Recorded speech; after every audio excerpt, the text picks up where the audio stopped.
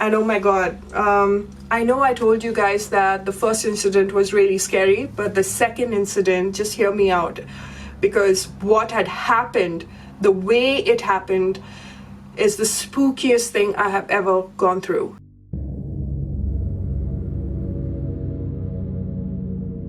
Hello everybody and welcome back to my channel. I am Shweta. Thank you so much for tuning in to another video of mine. If you are new, do not forget to follow me here on YouTube as well as on various other social media platforms. So today being Halloween, happy Halloween everybody. I have been contemplating whether to make this video or not. This was something that I haven't shared with too many people, just a collective few.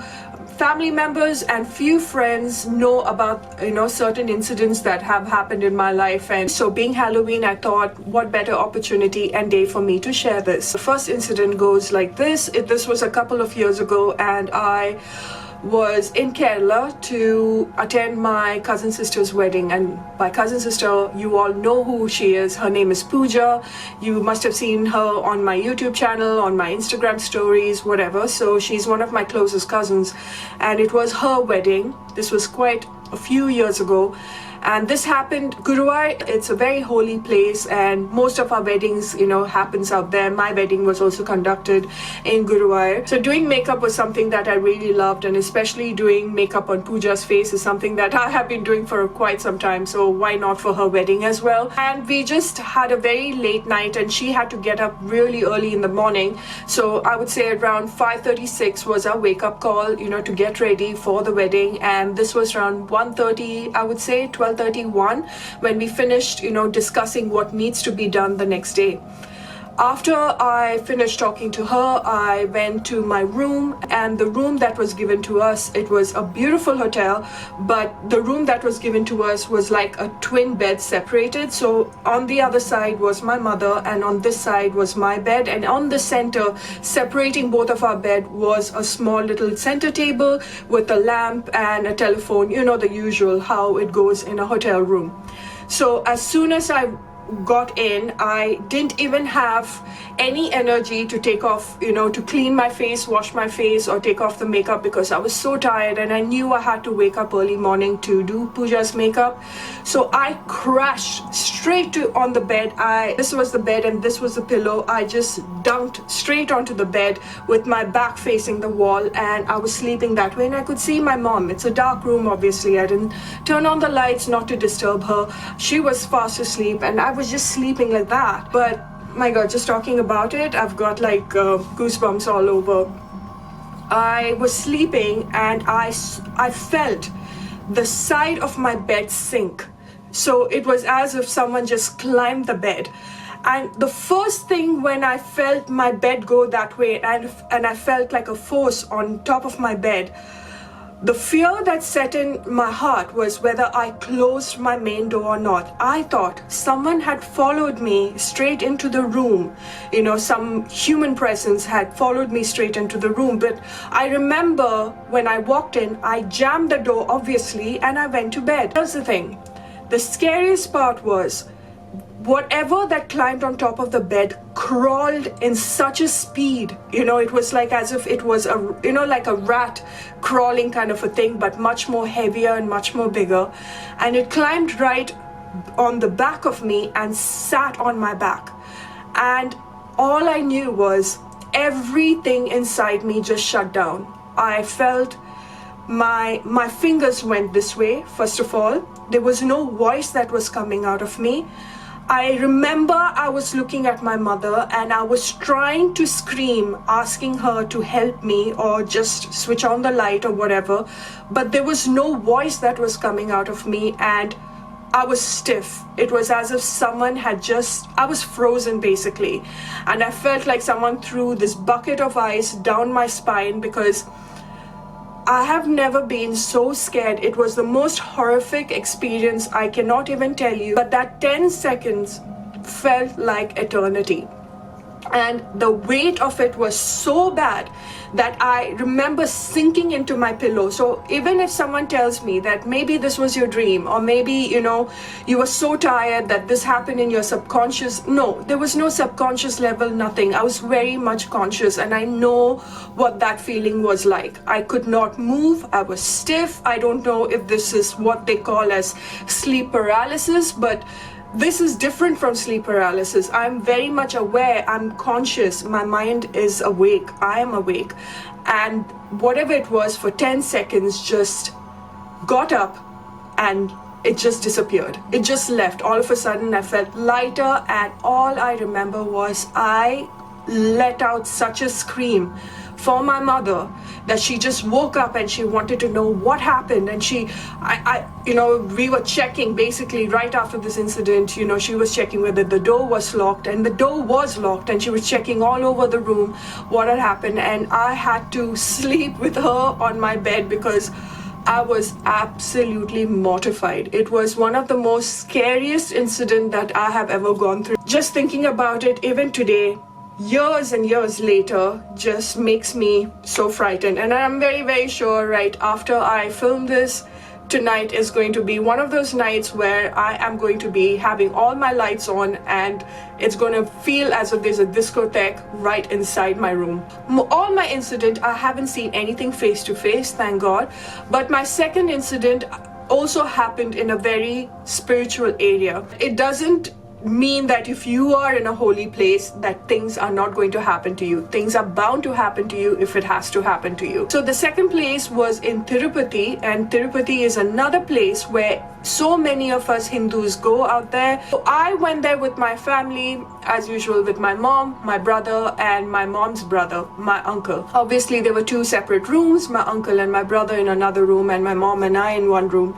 And oh my God, I know I told you guys that the first incident was really scary, but the second incident, just hear me out, because what had happened, the way it happened, is the spookiest thing I have ever gone through. So I'm sleeping right there, and I remember, I mean, this must have been again early morning or such, and I was in deep sleep, and I heard a buzzing noise, a machine right next to my ear that went zzz. It was one of those noise that became louder and louder to a point that I woke up.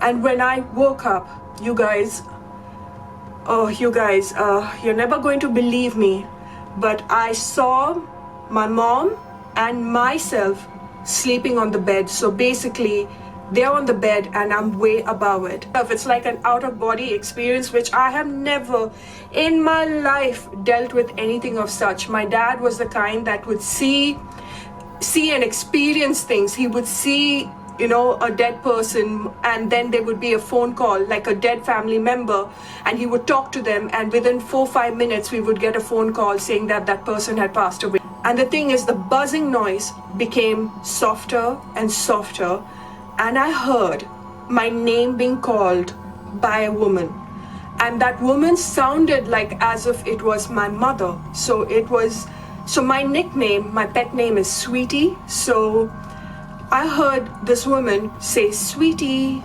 Sweetie, Sweetie," and that was the name that I heard the person go again and again, and very softly, like someone was trying to tell me to turn back. And I knew, part of my brain was saying don't turn, and the other part was like turn and hear who it is. All right, so it was Sweetie, Sweetie, Sweetie. Here's the scary part. The voice went, "Sweetie, Sweetie, Sweetie, Sweetie." It went into a slow, manly, low voice. Oh my God, I can't even tell you. I was screaming on a soul level. I was screaming, asking my mother to wake me up, and to somehow, I was just trying to connect with her, saying, "Just wake up, please, just push me, just push me." And I was screaming. But I remember I was praying at the same time. I was like, "Help me, somebody help me, Mom, wake up, just, you know, push my body, or just switch on the light or whatever," because I didn't know whether this was all a dream.